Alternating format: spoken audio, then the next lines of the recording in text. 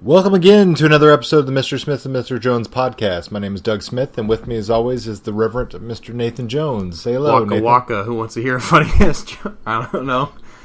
Coming in strong with a Fozzie Bear reference. Fozzie Bear, missed the guy. Today's Muppets. date, January 9th, 2018. First podcast episode of the new year. Ooh, 2018 has got to be a better year than last, right? Yep, that's According to everyone. Yeah, according to everyone, scientists say this year, statistically speaking, is going to be better than previous year. I always find it strange that people think that the current year is always the worst year ever, when I'm like, do you not know what 1965 was? Do you not know what 1969 was? Do you not know what 1990 or 1945 was? Yeah, I was supposed to say, have you heard of the fucking Holocaust? I'm like, what are you talking about? Just because you don't like some people or some things going on in the world doesn't mean it's probably the end of the world. Yeah, historically, most people have it pretty good. Granted, a couple big name celebrities die, and that's a major bummer, but it has nothing in comparison to genocide.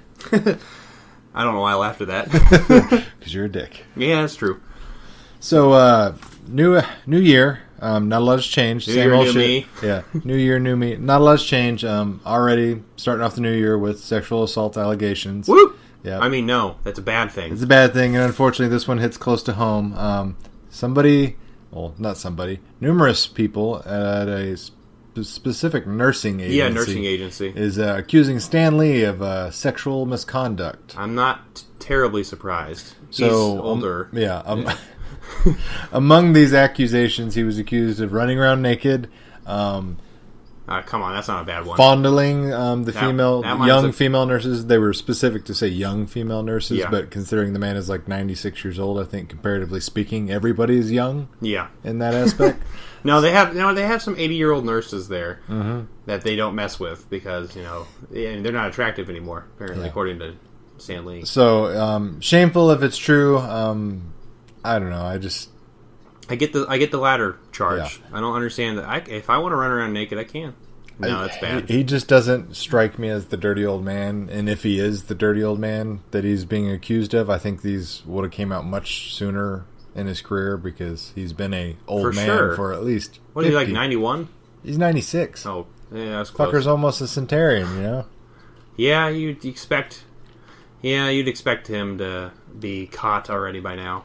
Yeah. By anything.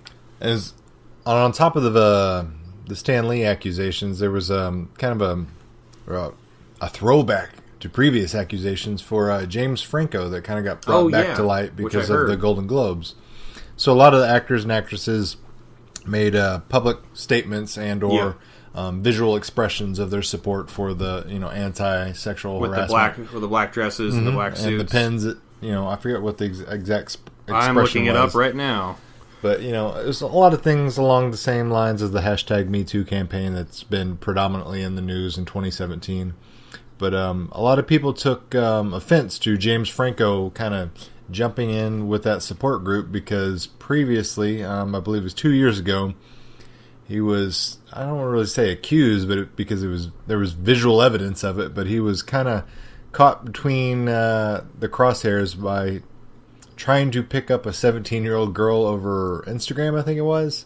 Was this how... I remember this. It was a couple of years ago. Yeah, I remember that. But, there was a conversation in which the girl uploaded to the internet between the two. He's, I wouldn't say overtly aggressive, but it's very clear and concise that this is not just a normal fan interaction conversation, and that he's vividly suggesting that they should get a hotel room, and she's indicated on more than one occasion during this conversation that she's 17 years of age and not 18, which, woof, depending on the state you're from, is not a big deal. But, a lot of people said, hey, James Franco, you're being a bit of a hypocrite by, saying you stand for, sexual misconduct, accusers to, go to justice when he himself is technically one. Yeah, on top of, he was kind of a dick to Tommy. Did you see that too? Well, to me, I mean, I get it. Yeah, the way I interpreted that, because I did see that and I laughed. Yeah, I mean, I didn't take it too seriously. I took that as more of a, hey, this guy's a fucking loose cannon, and I don't want him to say anything ridiculous on, national television that might hurt the movie and or its Oscar chances, because we still got, Oscars coming up, and they're really, kind of hoping for some nominations / awards to come from this movie, and I think they want to keep him away from a microphone. Although apparently he was just going to say something about love, more or less. Yeah, I saw the statement he was going to say. He said, I wish people would love each other more and be nice. See the room and have fun time. Yeah. Come on, Mark, have a fun time. James. If anybody's ever seen an interview with that guy, he's kind of a loose cannon. He's right. a loose cannon. He's definitely and a loose I didn't cannon. see a note card in his hand, so I would highly suspect that statement that he said he was going to say was just made up on the spot when they asked him that question then and there. I'm still looking up that saying because I can't figure it out. If I was in Time's Up. That's what it is. Okay, there you go. Yeah. The Time's Up thing. Which, speaking of Golden Globes, do you want to talk a little bit about some of that? Yeah, so... see, you had some predictions, right? I did. So you predicted... How many categories did you predict? I predicted all of them. However, the television, obviously, I am very in the dark with. And I guessed a couple of those right. But for the most part, I bombed on the television. Yeah. So, the one that I did get right was, Best Drama TV Series, I guess Handmaid's Tale. Although I have not seen it, I did guess that one because I know it's been really popular. People it won an Emmy. It's the first, streaming service to win a major award. So that's 2 in a row for them. But besides that, on the TV stuff, I did not guess any of it right, and I'm trying to look at the list as we're doing this right now because we're really fully prepared. We're really great. We got interns here working with us. We don't actually have interns. We just have us in the podcast in this room, and it's really nice stuff. And I'm just really trying to buy some time right now as we move forward. And then a littering end.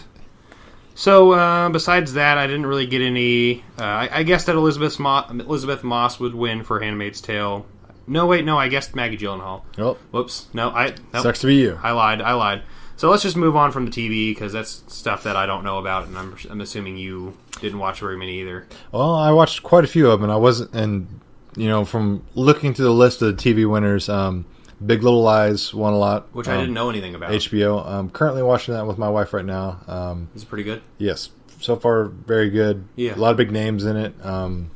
It's just really good. I heard a lot about it earlier in the year, and it's just one of those things that I hadn't got around to watching it. So we're on episode 4, and I think it's a 10-episode season, something like that. So we're kind of approaching the halfway mark. But so far, the acting has been phenomenal. Like I said, Nicole Kidman's in it. Yeah, she won. Witherspoon, Alexander Skarsgård. Which, I saw him being nominated. Adam Scott. Several pretty prominent actors. Laura Dern, yep.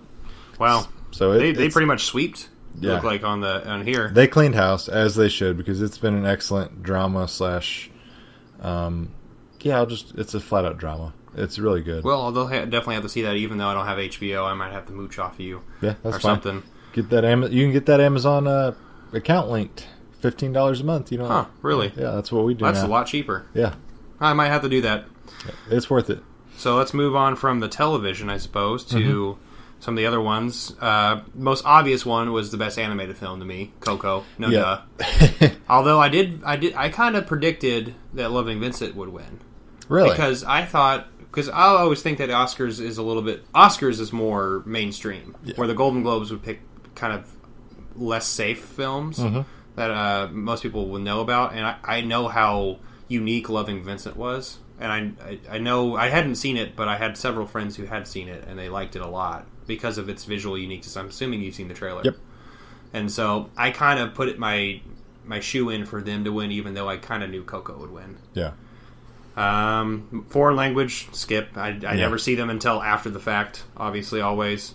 Original song, Greatest Showman won, which was strange because I just kind of picked Coco again. But Apparently, Best Screenplay winner was one of my favorites this year. I agree with that one. Three Billboards Outside Ebbing, Missouri, which was a fantastic story. It was. I can't recommend that enough. I really enjoyed the shit out of that movie, even though it's a not positive spinning movie, really. No, but it's not an uplifting tale by any means, but it's a fantastic. It's super human, though. Yep. It's such a human a tale about like people who do bad things, but also have redemptive kind of qualities about them that you can kind of relate to in a way, even though some of the situations are like heightened beyond belief. And if you've ever spent more than 10 years in the state of Missouri, it's got small town Missouri life down pretty damn good. As two folks from Missouri, I know you're from Texas, but you've been here pretty much a good chunk of your life. You know about it hit Missouri. The nail on the head there, so the characterization was spot on. And they swept house too because supporting actor Sam Rockwell won. Yep. Which fantastic. He was actually down here in Springfield a couple of, I want to say last year, or I guess 2016, around winter or fall time to kind of understand like the Springfield area and get to know the yokels. Yeah, even though I guessed that William Dafoe would win because I thought he did a fantastic job in Florida Project. That was another kind of Loving Vincent moment where I wanted a smaller guy to get the notoriety. I'm like this is actually pretty deserving because I knew that. Because I'm not going to jump ahead, but Frances McDormand won too, and I knew she would win. Yeah, because she knocked it out of the park. She just destroyed it. But moving on from that, supporting actress, I haven't seen I, Tonya, but I'm seeing it tomorrow actually. Yeah, I was about to say the only reason I haven't seen it yet because it hasn't come out. Here. Yeah. So Allison Janney, isn't it? Yeah, Allison Janney. That's right. Yeah. And I guessed it just based on the trailer. Yeah, I was about to say the trailer alone. I mean, sold me. She plays pretty, ruthless, heartless mother that, is just a mean-spirited devil woman. And the funny thing, it's not funny, really, but Laurie Metcalf of Lady Bird is the other mother that I actually thought was going to win.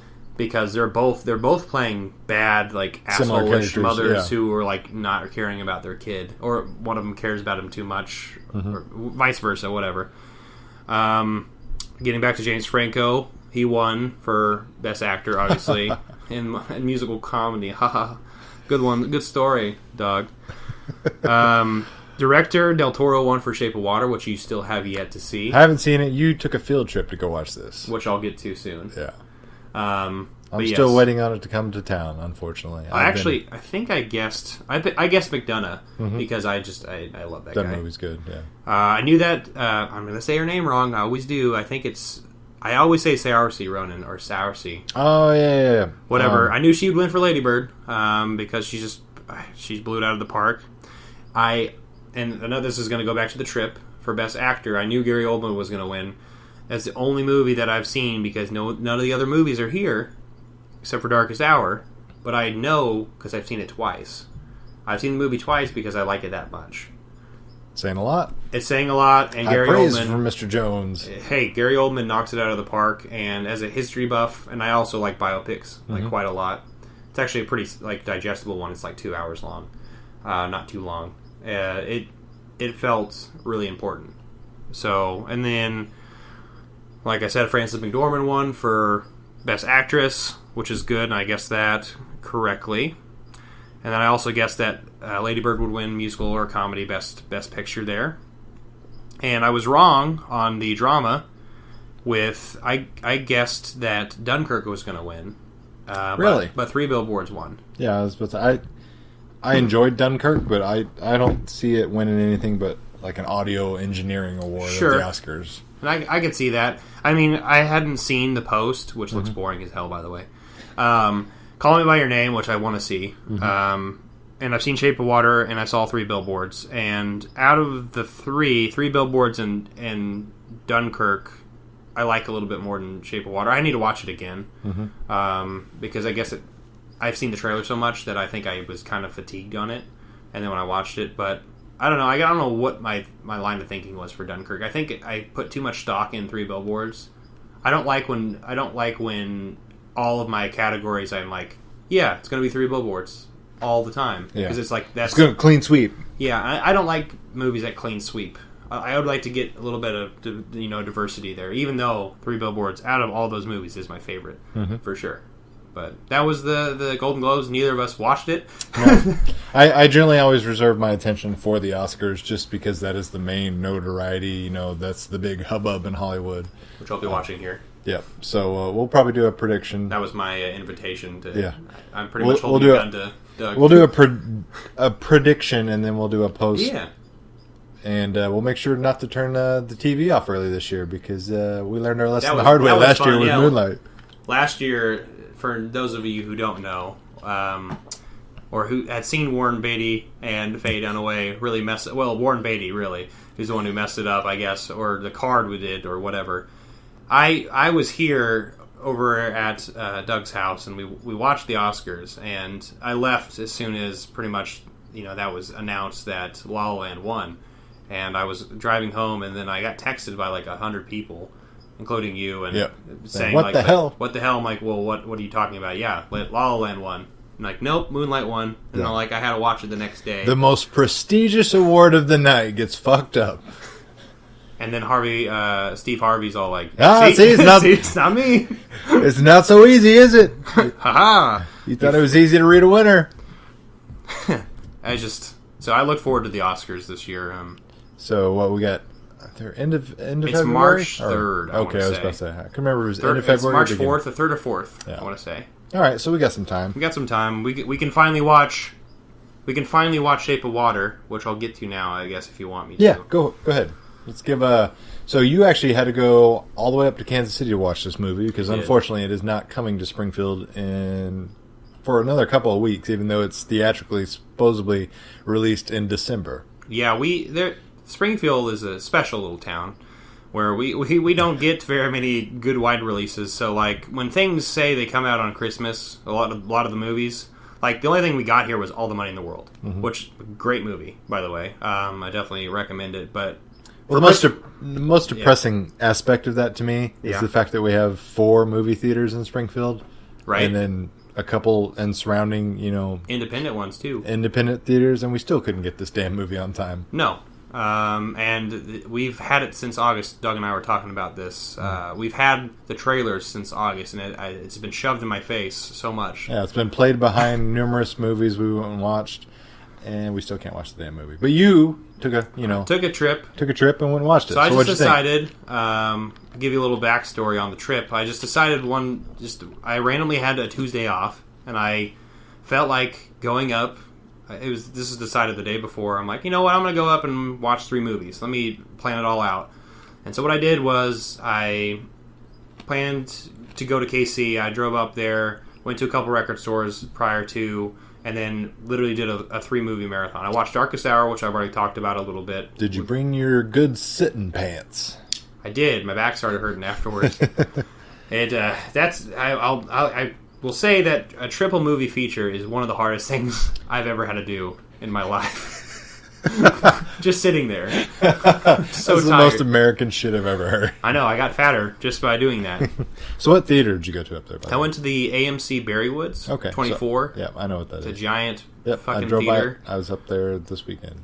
And so I went there, and I mean, all different theaters. But I went at like 2 o'clock. I went at like 5, and I went at like 7 something, and got home around like 1:30 or 2. But I watched Darkest Hour, then I watched Shape of Water, and then I watched Molly's Game.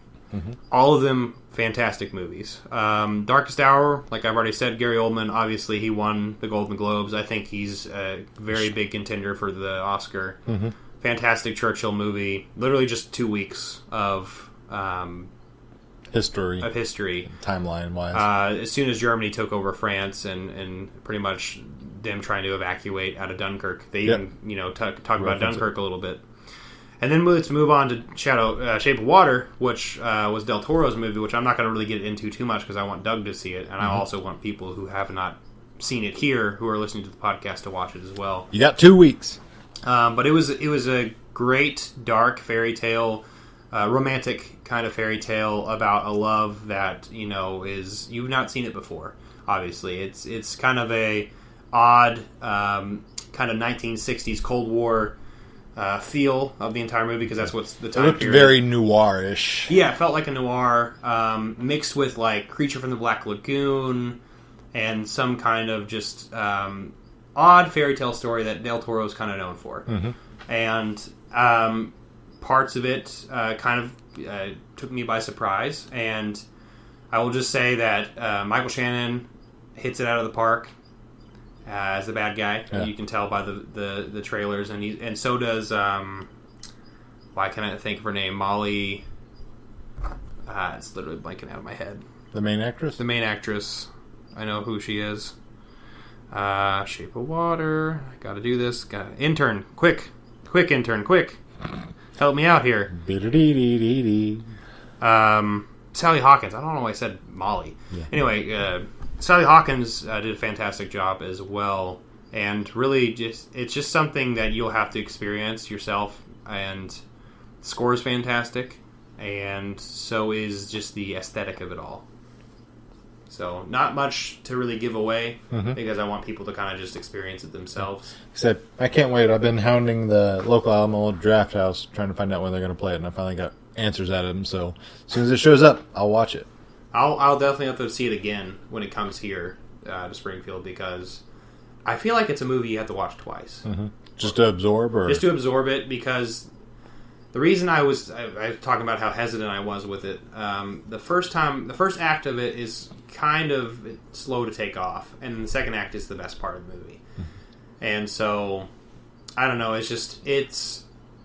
think it's because I was fatigued with all the trailers. I've seen it so much, and I had all this hype, thinking it was going to be Pan's Labyrinth 2, and thinking that it was going to be something just along those lines, but like it kind of subverted my expectations in a good way. That's good. And then finally, I saw Molly's Game, which is the first Aaron Sorkin directed movie. He's written a lot: West Wing, Newsroom. What else he's written? Did he write Social Network? Social Network and Gone Girl? No, he didn't write that. That's Fincher. I'm just thinking of Fincher movies now. The Game, I want to say, with Michael Douglas. He wrote that? Sounds familiar. But anyways, he's very known for a very witty and kind of really fast dialogue that's also kind of compelling, and people want to pay attention. But it's a real life story of, I can't think of her name, Molly something, who was a professional Olympic skier, and a crash happened, and then pretty much kind of years later she kind of got involved with some underground poker games, and the poker games involved some high profile people that they kind of just allude to in the movie. Yeah, they didn't want to get sued, so they didn't use real names. Yeah, which but they wanted you to know in the back of your head who these people were. It's Idris Elba and Jessica Chastain, and fantastic combo. And it was awesome. It was really compelling. Like I said, just with Aaron Sorkin's writing, it's really witty, and it's compelling dialogue. Even though the story seems sometimes to be a little choppy, but it's really well put together because that's what he's known for. And so, I would definitely highly recommend Molly's Game. It's like a 2.5 hour movie, kind of a typical. But it's really compelling, and I actually kind of like I like gambling movies. I don't know what it is on some of that kind of stuff, but it's the mental science. Yeah, it's a Rain Man. Yeah, yeah. So yeah, that was my KC trip. It was nice. I came back home and all in one day. It was nice, really long sitting pants. Quite the adventure. I had to kind of dry my sitting pants out as I got home and aerate them a little bit. Yeah. Yeah, I'm sure you had a nice funk to you. Popcorn, pizza, movie theater funk. I don't even know what it was. All right, so those are definitely 3 movies on the horizon that everybody needs to check out, it sounds like. In other news, so it's been an interesting news week. Let's just put it that way. These stories I'm about to kind of rattle off are... 2 of them are just, cool, interesting tidbits, and then one of them is going to come out of left field, and you're going to say... I'm interested now. Yeah. So he hasn't vetted it with me yet. I'll start off with a weird one. Okay. So Lindsay Lohan is personally trying to get Joss Whedon to cast her as Batgirl in his new solo Batgirl adventure. That's batshit crazy. Yeah, exactly. First of all, I can't remember the last time Lindsay Lohan was relevant and or in the news in the last 5 years. I want to say Machete was the last movie I actually saw her in. Mm-hmm. And that was, 2008? I don't know. I mean, it's been a while since she's done anything other than, get drunk and or go to Pop rehab. pills and Yeah, just be a trashy socialite that, wasted any and all of the talent she had. Because she does have Child some actor. talent, yeah. I mean, Mean Girls, probably the finest work she's ever done. yes, Mean Girls is great. She is talented, but... Regina George, don't vote Jesus for Christ. Dear God, no. Do not cast... I wouldn't cast Dear her God, as... no. A bum in the alley that Batgirl beats up. Keep her away from Hollywood for the rest of her life. She just needs to fucking go get pregnant in a trailer park in Iowa and live out her days. Strong words from Mr. Smith. Yep. And thoughts. Other news, Planet of the Apes trilogy director Mr. Matt Reeves, also supposedly attached to the Batman solo movie that is always in the news about whether or not, Ben Affleck is actually going to come back for it type of thing.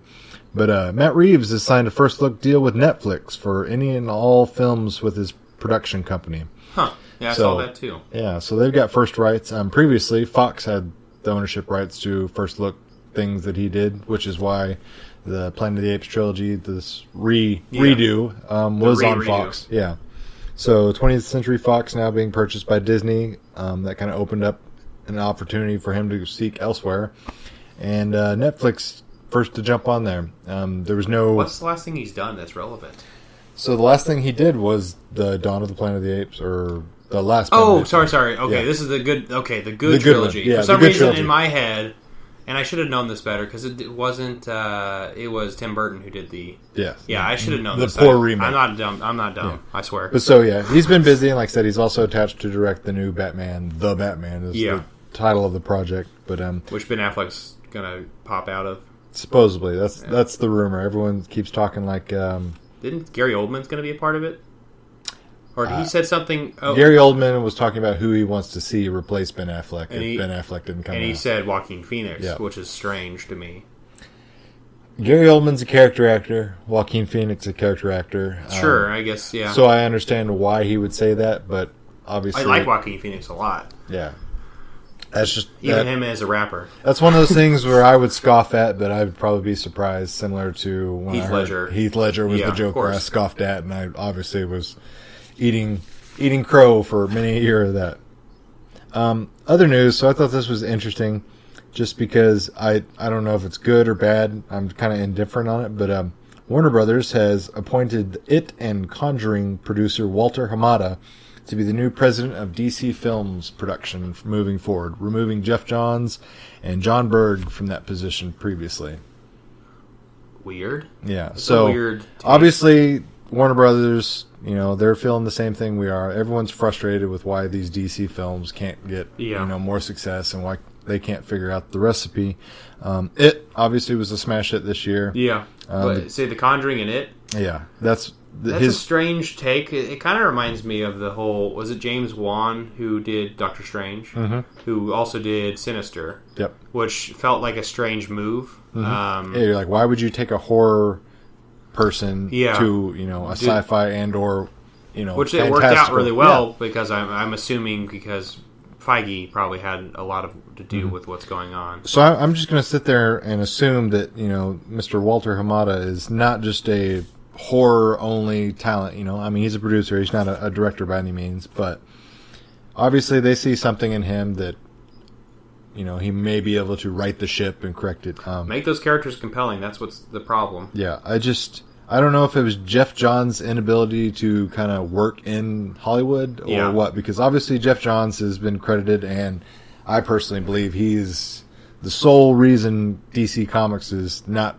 as a physical medium, the comics themselves has not tanked in the last 20 years. No, his Green Lantern run is his Green Lantern run, Justice League run, The Flash. He's basically he was their go-to guy for many years. Anytime they had a fledgling character or series, he came on there, and his writing would always fucking save the day. A lot of his runs are what some of these movies actually have been based upon. Flashpoint is going to be supposedly the Flash movie based upon. That was a Jeff Johns storyline. I hope so. We shall see. Thomas Wayne. Wonder who that's going to be. Well, I know who it was in the movie. And Jeffrey Dean Morgan? Jeffrey Dean Morgan was, Batman versus Superman. So ideally, if they keep that DCU, universe intact, they bring back Jeffrey Dean Morgan. Yeah. which is cool. I mean, that's essentially what he'd be. He'd be Negan in a bat suit. So I Get thought those were suit, he always has a bat with him. Yep. Giggity, giddy. All right. In other news, historical news on this day in history. So the first iPhone was debuted by Steve Jobs on this day in 2007, and the reason why that's historically significant for both movies and TV is that there's actually been a couple of feature-length films that were filmed entirely on an iPhone. Yeah. And a couple of there's one or two. One I can't remember the name of it, but there was one that definitely did BAFTA win the Austin Film Festival. Oh, of course. 2015. And the great thing about it was nobody knew it was shot and filmed exclusively on an iPhone until the end credits, where it closed with shot entirely on an iPhone 5S or something like that. Oh, I know where you're going with this now. Blew people's minds away. It's really cool just because it kind of lends credence to the more, do-it-yourself guerrilla filmmakers out there. I mean, we got different mediums out there to where you now get your work shown to a vast majority of people and relatively zero expense. I mean, you can put it on YouTube, you can put it on Vimeo, you can put it on a lot of different outlets and showcase your work. And now you don't have to spend, $40,000 renting camera equipment and, $150,000. Yeah, the equipment keeps getting better. Yeah, and marketing fees alone. You can essentially, if you have a vision, you can true to form. You don't have to go beg and plead and sacrifice your vision. You can do it yourself, have studio level quality, production values, literally off a fucking cell phone, which is an amazing time to be alive. So, props to Steve Jobs, even though he's nickel and diming everybody by slowing down their previous phones. Yeah. Hopefully, God rest his soul. Yeah, all that fun iOS, if you have a older model, you're going to get slowed. But yes, the iPhone came out this day. It's a ghost in him. In 2007. And also, this day in movie history, today was the first day of filming on Rocky when they first started. Sylvester Stallone, his original Cinderella rags to riches storyline. Fantastic movie, won Oscars, saved his life literally and, metaphorically. He was destitute. Didn't have any money, literally had to sell his dog to, make ends meet. Was offered quite a bit of money for the screenplay. He turned down that money because he wanted to direct it, and being a Joe Nobody at the time, nobody wanted to give him the rights to do that. So he waited until finally somebody would give him the offer to star and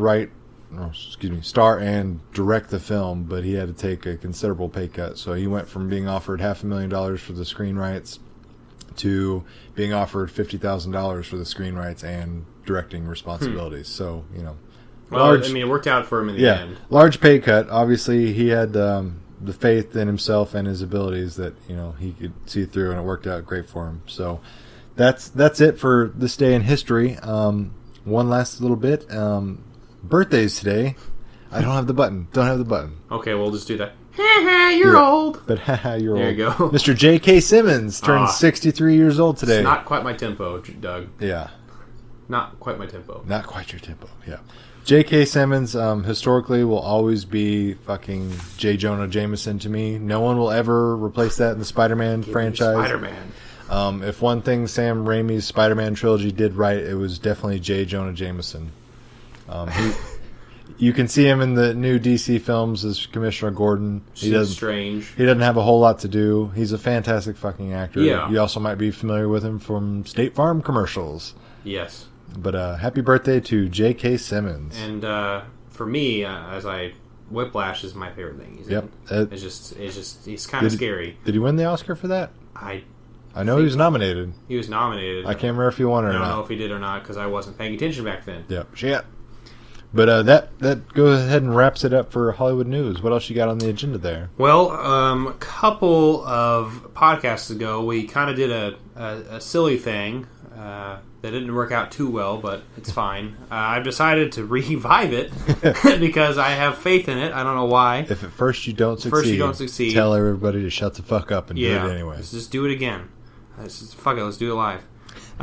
So what we're going to do here is I'm going to do the top 250 IMDb, but I'm going to just knock it down to 100. Mm-hmm. It makes it a lot easier and more digestible. We'll Okay. just do 25 this time, 25 next time, Okay. versus vice versa until we get to number 1. And so we're pretty much, Doug and I are just going to go through this list. If we haven't seen them, we're just going to say, okay, we've seen that movie or we haven't seen it. Yay, nay, this is what I thought. Yeah. So number 100 was Snatch. Oh, fan-fucking-tastic. That's a great movie. Do it for a caravan. Yeah, you're talking like a Pikey from... Fucking Pikeys. Brad Pitt. He's from Springfield, too. Yeah. Springfield, born and raised, Mr. Brad Pitt. Movie's fan-fucking-tastic. It's probably my favorite Guy Ritchie movie. Yeah, absolutely. Yeah, so... number 99 and 98 are both Charlie Chaplin films, which I have not seen, which I really want to see. 99 being The Kid. Yep, seen it. And 98 being Bicycle Thieves. I haven't seen that one. I've seen The Kid. The classic. Actually, I don't think... Is Charlie... No, that's not a... Bicycle Thieves is in the Charlie Chaplin film. Oops. Well, anyways, yeah, that's comedy right there. So number 97 is another great one, Inglourious Basterds. Oh, yeah. Fan-fucking-tastic. The Bear Jew. The Bear Jew. We got B.J. Novak in there. We got Brad Pitt. Yeah, Quentin Tarantino's take on Holocaust from a Jew perspective, let's say. A Jew perspective that also, like, amps up the, like, oh, yeah, let's just actually kill Hitler in this movie. Yeah, I was about to say, that's cool. Let's go ahead and throw historical accuracy to the whim, which is fine. This is what everybody wanted to see. And Christoph Waltz being, I think, probably my favorite character in that entire... Put him on the map, absolutely. Yeah. Nobody knew who he was until this movie, and then after that, everyone's Scary like, how good hey, he was. will you be our villain? This guy's just so good, even though it didn't work out too well in Spectre. No, but I mean, he just... He's great in Django, too. Yeah. He's a fantastic actor. He's a good actor. Number 96 is Toy Story 3. Oh, God. Making fucking adults cry. You right know, out of the gates. You know, I told you that it didn't make me cry because I saw this movie after all the hype and everyone's like, it's going to make you cry. When people tell me I'm going to cry, I usually don't. Yeah. Oh, no, it's not. But it's trying to make me. It's my second favorite Toy Story movie after the first. It's fantastic. Number 95, which I haven't seen, is a Paul Newman movie. The Sting, which I want to see. 1973, Doug shaking his head no. So we're moving on from there to 94 to, ironically, what we just talked about, Toy Story. The first one. Great movie. Andy is a little asshole. It was what made everyone believe in computer animation. This was Pixar's first film. Prior to this, everything was hand-drawn animation from Disney Studios. So this was kind of the first foray into CGI, computer, the entire program whatsoever. Prior to that, there was a couple like kids TV shows that used CGI, and it looked super shiny and it's hard, wonky. Kind of wonky. This is very smooth, very, just true to life, very detail oriented, fan-fucking-tastic. I love Toy Story, and I'm still looking for Toy Story 2, actually. And coincidentally, if you have an iPhone, you wouldn't have an iPhone if it were not for the success of Toy Story, because actually Steve Jobs owned more stock in Pixar than he did Apple, and that's actually where he financed a lot of his ideas was from his Pixar success money. Mm-hmm. Good job, Tom Hanks and company. Yeah, nailed it. Next is something we probably both have not seen. I think it's a Bollywood movie. 3 Idiots. Never seen it. We're going to go from that to 92 to 2001: A Space Odyssey. Yep. Groundbreaking. If you've ever walked into the Alamo Drafthouse and wondered what the fuck does it look like? Yeah, in the Springfield Alamo Drafthouse, if you wondered why it looks like it does, watch this movie. Yes. It says, "Hi, hello, David." Yeah. You got HAL 9000 right behind the freaking opening kiosk. It's a sweet decoration. I love it. And then moving on from there, we got 91, Singing in the Rain. Yep, I've seen it. I just don't remember a whole lot other than the musical, rendition of it. Yeah. Number 90 is another Kubrick, Full Metal Jacket. Oh yeah, First act of this is. I was going to say, I always consider this movie like 2 parts because it's literally 2 different tales, and it has like a very abrupt change of pace from one to the other. And the first act is so iconic. Yeah, and kind of just fucked up. Yeah, the movie's really fucked R. Lee Ermey, Sergeant. Number 89 is a great book and a good movie, To Kill a Mockingbird. Yep. Every child that goes to school reads this at some point. Yes, that is for certain. We've all read it. Future children, unless the books start getting banned again. Mm-hmm. Thanks, Trump. Number 88 is Taxi Driver, which is put De Niro on the map. I actually got carded when I bought this movie. Really? Yeah, which was weird because it was, number one, it was at a Walmart. Which, yeah. Why do you card people at a Walmart? Number 2, I was 27 at the time. And at no point in time do I think I was passing for anything under 27. So I thought that was very odd. It's a messed up movie. The ending is like really kind of messed up, and the psychology of the character is just it's a great one though. Yep. Number 87 is a fantastic sci-fi romance, Eternal Sunshine of the Spotless Mind. Fucking love this movie. It's why can't I think of his name? It's gonna just blind me. Jim Carrey? No. The director. Yeah, I always forget. It's the guy who did Synecdoche, New York. Kaufman, not Andy Kaufman, but something else. Anyway, moving on from there, a movie I bet we both haven't seen is number 86 is Double Indemnity. Never heard of it. Number 85 is Amadeus, which is good. Terrific main role. I randomly rented this, I remember, in high school just because I'd always remember seeing the box art. Yeah, box art's iconic. Yeah, I'm like, what is this? And I finally rented it, and it was completely, Psychotic, caught me by surprise almost. and psychotic. But yeah, I was like, wow, that was a thinker for sure. Just I can't think of it off the top of my head, but Amadeus, the main actor in this movie, is just, he nails it in, like, I guess it's F. Murray Abraham? Yeah, he was really good in this movie. Anyway, moving from there is Lawrence of Arabia. Yep. Still haven't seen that. Have it on my list. Then 83 is another Kubrick, Clockwork Orange. Yep. That's a psychological trip down the... It's another fucked up movie. It's a really fucked up movie, but I love it. Yeah. And there's actually a pretty horrific rape scene in it, but, Very graphic. it's 1971, I suppose. Yeah. Number 82 is Amelie, which is another awesome, great, romantic, kind of quippy... Also another French movie where I was wondering where the hell was it in theaters, and I had to wait an ungodly amount of time to actually find it in Springfield. Oh, I'm sure. Anything foreign, Springfield's never going to have. Number 81 looks like another Bollywood movie like Stars on Earth, so I'm going to switch that one. Number 80 is Your Name, which is a good anime, which I just recently saw. Which not familiar with it. Not familiar with it. It's a good anime. It's don't know the director's name, but he's known for a lot of the newer kind of animes. He reminds me of he's the new Miyazaki. Okay. And so that's a good thing. Moving on from there, number 79, fucked up movie, Requiem for a Dream. Fan-fucking-tastic movie, but it's also a fucked up movie. You don't want to watch it many times in your life? I own it, and I probably haven't watched it in many years just because I haven't decided one day that I wanted to ruin that day. I didn't wake up one day and say, you know what? Fuck this day. I'm going to watch something that's going to make me really fucking depressed. Yeah, it's fantastic acting, and when you see the cast, you're going to be a little bewildered because you're going to say, what? Marlon Wayans? Yeah, Marlon Wayans. And at the time, Jared Leto. Now you yeah. think, okay, Jared Leto is an accomplished actor. But at the time, you're like, that was like what? 30 Seconds to Mars, Jared Leto. The guy that's in that weird band? All right. Number 78, which is on my list, 1931's M, is a really good movie that I have not seen yet that I want to see.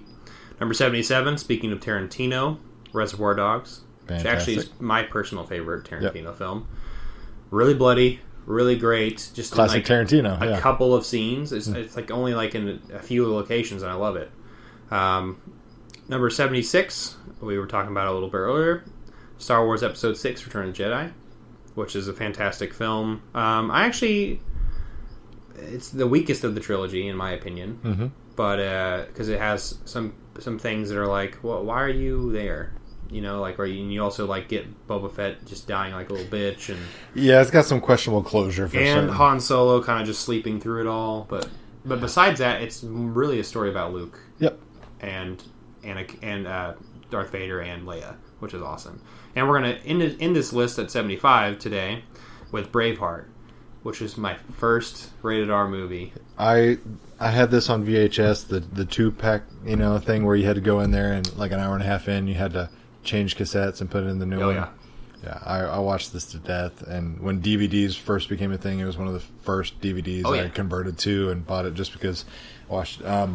My wife can attest to this. Anytime she came over, our version of Netflix and chill was me putting in Braveheart all the time because I only owned like 10 movies at the time. Oh man, and it was like Forrest Gump or Braveheart, and I was like, ugh. Netflix and chill. The part where it really stuck was when pretty much what that one guy's like. It's like, let me do Prima Noctor. And then it's like, okay, this is time for me to make my move. This is what Doug was doing. Yeah. Oh, boy. That movie is so good. It's one of my first rated R movies. It's either that, Gladiator, or The Patriot. And two of those are Mel Gibson movies. And historically inaccurate, I don't give a shit. It's a fucking good movie. Great storytelling. Freedom! So yeah, we're gonna do that for a little bit more. But I guess you want to move into the last section today. Yeah, go for it. What we got? Questions of the day. Listener questions. We didn't have very many, which is fine. Quality over quantity. Sure. That's to be determined. That is to be determined. Let me get to the post because we have our interns on it right now. The first comment, not a question. And I forgot to really tell you that we should do this. No questions, just Jar Jar impersonations for 20 minutes, and then end the podcast. Misa thinking no. This is a good question. My friend Jeremy asks, is Tom Hanks overrated? No. I'm in the middle now. I think early on, so like when he was doing like Big and Stand Up in the 80s, I thought he was really good. And I actually liked him in the 90s as well, in the early 2000s, like Terminal, Catch Me If You Can. But now, yes, I don't actually like very many things he's put out in the last like 10 years. Well, the things he's put out recently, I'll give him credit because he's not like the tentpole star in the film. It's not solely rested on his shoulders where previous movies in his career were. So in that aspect, I don't detract it away from him because it's not just him on the poster. Sure, I guess I wouldn't say he's overrated. I would say that I guess he picks lately boring projects in my eyes, or just poor choices in general. Yeah, and so The Circle. Never saw it. Never. I mean, I know that's my initial response is because I've heard bad things. And then this one caused quite a bit of talk here in this because people were just talking about it. Name blockbuster movies that had a black lead actor or actress in the last 10 years that was not a comedy or a horror movie. And then how many of those were Will Smith or Denzel? All of them. And then why isn't Black Panther more of a big deal? Well, first of all, Black Panther is a big deal. It's just hard to see in our neck of the woods just because we're not in Springfield, Missouri. Yeah, Springfield, Missouri is like a 96% Black Panther looks great. Caucasian populace. But Black Panther is going to do amazing things. Yeah. Both critically and financially. I think there is actually some new blood being recognized finally. African American actors that are finally getting recognition of their talents. Idris Elba. Yeah. Was it Chiwetel F. Eifert? I would say his name. And then Michael B. Jordan's getting big again. Michael B. Jordan. He's always with this director, and this is the Creed director, which Creed was so good. Yep. And so I'm excited for this. And then I forget her name, but the chick that voices Maz Kanata in Star Wars, who was also in 12 Years a Slave. Yes, I know who you're talking about. Yeah, she's getting a lot of movies and a lot of roles thrown her way. So yeah, I think this, we may not see it here, but I think that overall, this movie, I mean, the trailers look good. I know the third trailer just hit today. I haven't seen it yet. I know Kendrick is the singer in this one, finally. It was Run the Jewels first, and then it was Vince Staples, and now it's Kendrick Lamar. And I don't listen to hip-hop too much, but those are some of my favorite hip-hop artists because I think they speak good messages. Yep. Or at least messages you can relate to. Well, at least messages that are social commentary or relevant to today, even if I don't agree with it or disagree with it, either or. And pretty much that's pretty much what I got. We got Black Panther at the end, huh? Yep. So that comes out in a couple weeks. Yeah, just a couple more weeks. Around Valentine's Day, I believe. It's a good love story. Yep. It's a good love story about Michael B. Jordan and Black Panther. You know, they're in a love entanglement as cats because they're panthers. They're both. They look like they're both cats, and they're they're going after hey, that's my country / lady. I don't know. That's my catnip. It's my catnip. So that's our that's going to be our review of Black Panther.